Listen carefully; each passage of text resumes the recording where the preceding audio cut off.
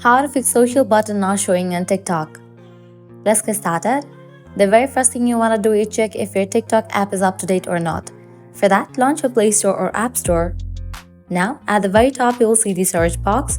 Over there, type in the app name TikTok and then search for it. After app appears at the right corner of it, you'll find the option of Open or Update. If you find the option of Update over here, just click on it and update the app to its latest version. Then you can check whether your problem has been fixed or not. Heading towards next solution, close this. Launch your TikTok app. Make sure you are already logged in with your account. Now navigate to the option of Profile. Click on three bars given at the top right corner. Navigate to the option of Settings and Privacy. Scroll all the way down. Click on the option of Report a Problem. Scroll all the way down. At the very bottom, you will find the option of Chat with Us. Click on it.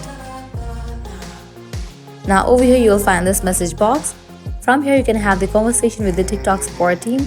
You can explain that social button is not showing in your TikTok account and have the conversation, but that your problem will be resolved. So these are the ways to fix social button not showing on TikTok. At the end, if you guys find this video helpful, don't forget to like, share and subscribe to our channel. Thanks for watching.